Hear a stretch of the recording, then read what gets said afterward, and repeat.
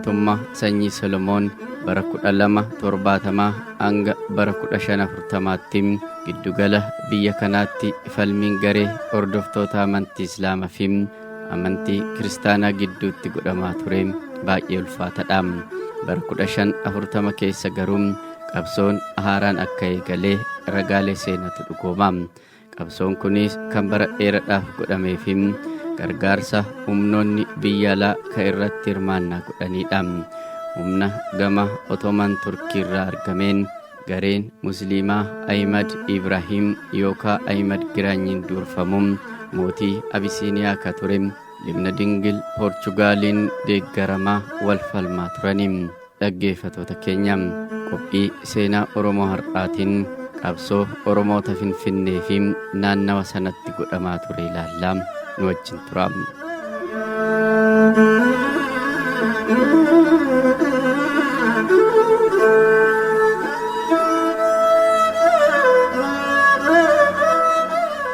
Faatii mootummaa Libna Dingilii fi injifannoon gara Musliimotaan argame naannawa jiddugala Itoophiyaa kanatti boqonnaa seenaa haaraa banuu ragaalee seenatu dhugooma. Kanaafis humni mootichaa naannoo kanatti socho'aa ture erga barbadaa'ee kun gara kaabatti waan baqateef waraanni asitti godhamu waan dadhabeef jaarraa 16ffaa keessa yeroofis ta'u naannawa kanatti tasgabbiin akka uumamu ta'ee ture. Kufaatii mootota Zaagwee booda waggoota 270 ta'aniif mootonni Abisiiniyaa gara kaaba kibbaatti wiirtuu isaanii waan jijjiiraniif duulli gara Ifaat, Dawwaaroo, Faxagar, Baalee fi gara lixaatti godhamaa ture baay'ee cimaa fi qixxeeffachiisaa ture. Injifannoo garee Ahmad Ibraahimiin booda garuu yeroodhaafis ta'u tasgabbiin akka argamu godheera. Jijjiirama wiirtuu siyaasaa kaaba Shawaatii gara Gondaritti godhameen booda sochiin mootota Abisiiniyaa gara kaabatti ture. Mootummaan Libna Dingil naannoo Shawaatti ilma isaa Galaadiyoosiin Gondaritti akka hundaa'u ta'e. Kana booda akaakayyuu Libna Dingil kan ta'e Sarsa Dingil wiirtuu haaraa naannoo Galaana Xaanaatti hundeesse. Barreessaan Poorchugaal Maanu'eel di Almeeda bara 1624 hanga 1632tti akka barreessetti lafti naannoo Galaana Xaanaa fi naannoo Manzim Oromootaan akka qabamee fi gaarreewwan dhedheeroo fi lafa bowwaa daannoon itti baay'atu malee amaarri akka hin turre ifatti barreessee ture.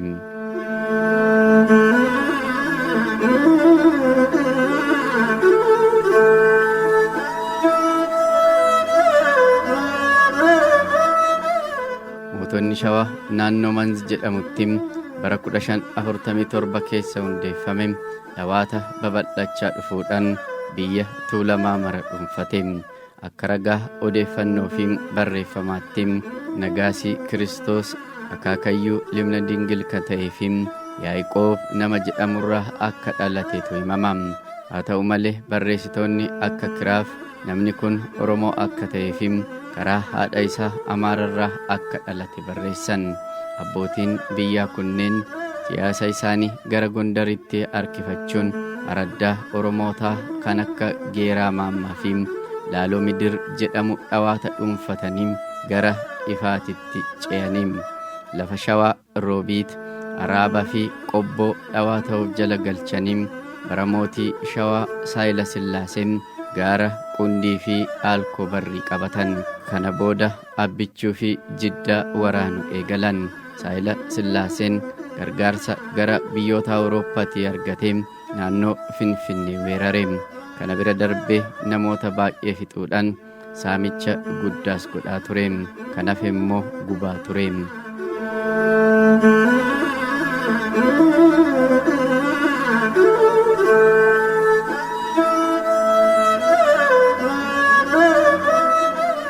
Du'a Saayila Sillaasee booda naannoon kun tasgabbii argatus bara 1865 booda Minilik lammaffaan weerarri haaraan eegale.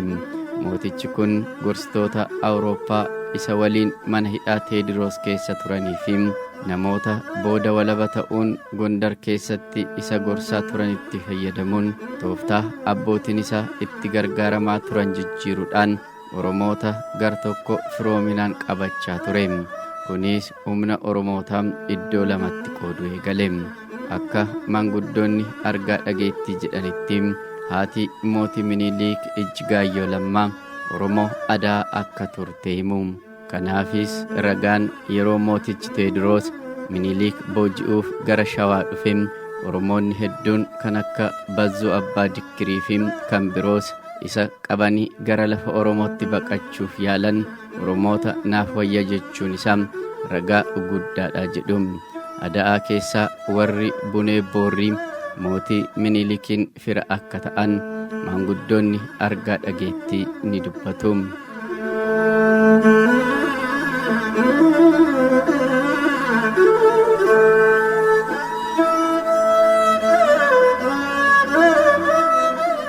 Minilik osoo halkoo barriirraa hin socho'in abbootii waraanaa Oromoota gumbichuun Tufaa Munaa, Birraatuu Gooleefim kanneen biroo akka nagaan isaaf galan itti erguun hojii dippiloomaasii karaa kanaan raawwachuu eegale.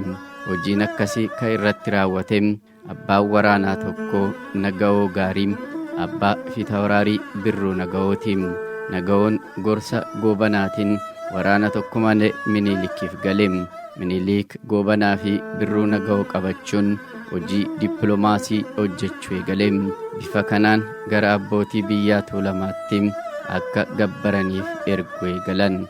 Fakkeenyaaf Tufaa Munaa akka gabbaruuf Birruu Naga'oo yoo ergamu Tufaa Munaa ergaa mootichaa afaan Amaaraatiin itti himnaan Tufaan aaruudhaan yaa Birruu natu Sidaama ta'e moo situ Sidaama ta'e afaan Amaaraatiin ergaa kana natti himtaa jechuun Birruu gaafate jedhama. Birruunis yoo deebisuuf gooftaa koo jarri na wajjin deeman kun akka dhaga'aniif malee afaan Oromoo wallaalee miti jechuun deebiseef jedhama. Kana booda Tufaa Munaas gabbaruuf walii galee gara Liicheetti yaamanii akka kiristinnaa kaasaniif Minilik dildilaarra akka qubachiisantu himama. Iddoon qubannaa kunis baddaa dildilaa yookaan gaara Xuuxxoo yeroo ammaa gaara Inxooxxoo kan jedhamu bara 1867 keessa akka qubatantu himama.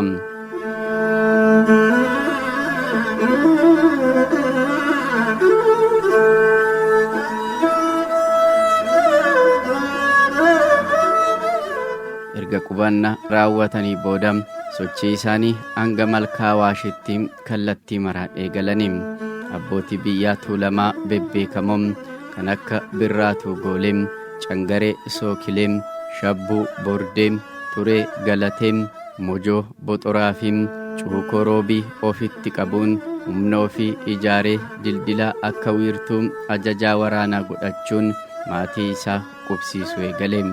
Waraanni Minilik qawwee baay'ee yommuu qabatu loltoota Gondarii fi Wallorraa dhufaniif loltuu leenjii qaban waan ta'aniif ni kunuunfamu ture. Yaa ta'uutii miindaan yeroo sanatti waan hin turreef qallaba isaanii uummatatu maxinoo tolchee akka dhiyeessu godhamaa ture. Kanaaf loltoonni kunneen kan ittiin jiraatan uummanni irra qubatan akka qallaba isaaniif dhiyeessu godhamaa ture. Kunis hubaatii guddaa waan uummata irratti fideef Oromoon gullallee fincila yookaan mormii guddaa kaase.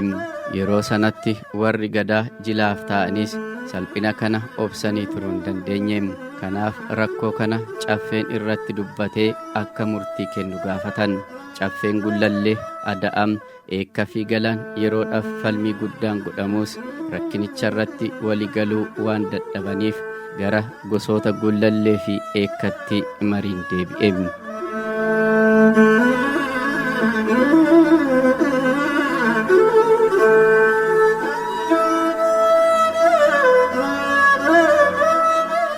Gumiin gosaa kun marii dhumaatiif caffeetuma iddoo amma Inxooxxoo Axxaqalaay jedhamutti taa'uun loltuu qooddiin akka qallabamanitti kennaman adabuu fi fixuudhaaf murteessan. Kanaafis gosoota gumbichuu keessaa Tufaa Munaa yaamanii eekkaa keessaa Abeebee Tufaa, Ada'aa yookaan Jamoo keessaa immoo Tiksee Jimaas akka marii kanarratti argamu godhame. Tumaa kanarratti guyyaa tokko murteessuun yeroo itti jalqaban akka mallattootti Tufaa Munaa gaara yookaan tulluu Fiicheerraa akka ibidda qabsiisu walii galani. Gumiin erga adda ba'ee booda Tufaa Munaa humna Minilikii fi Goobanaa waan beekuuf sodaatee Abeebetti erguun warri eekkas Gondorootaa fi waraana Walloo kana yakka hojjetameef dhiifama akka godhanii fi hin ajjeesne gorsa kennan. Akkasumas gara Jammoo Tiksee Jimmaattis erguudhaan akka hin tuqne gorsa kenneefi. Gullallee keessa abbaa biyyaa Duulaa Arra'ee fi Galatee Asheetee waan hin dhaga'iniif akkuma gumiirraa galanii tokkoon tokkoon hidhanii warreen yakka raawwatan sana ajjeesuun haaloo ba'an.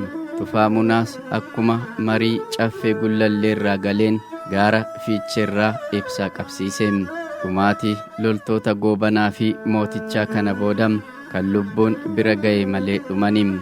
Mootichii fi Goobanni gocha kanatti aaruudhaan isaanis haaloo ba'uudhaaf abbootii biyyaa naannichatti loltuu isaaniif qoodame akka fidanii dhufan itti ergame. Abbootiin biyyaa Gumbichuu Tufaa Munaa, kan eekkaa Abeebee Tufaa fi kan Jammoo Tiksee Jimaa loltoota isaan bira turan yoo geessan gullalleen dursee waan fixeef wanti geessun turre. Kana booda Tufaa Munaa fi Abeebee Tufaa akkasumas Tiksee Jimaa daangaa isaanii gaafachuun gullallee irratti duulli labsame. Yeroo waraanni kun itti banamu kan humna qabu baqatee kuun garuu ni dhume. Daa'imnii fi maanguddoonni gara mana sagada Birbirsaatti kooluu galan jedhama.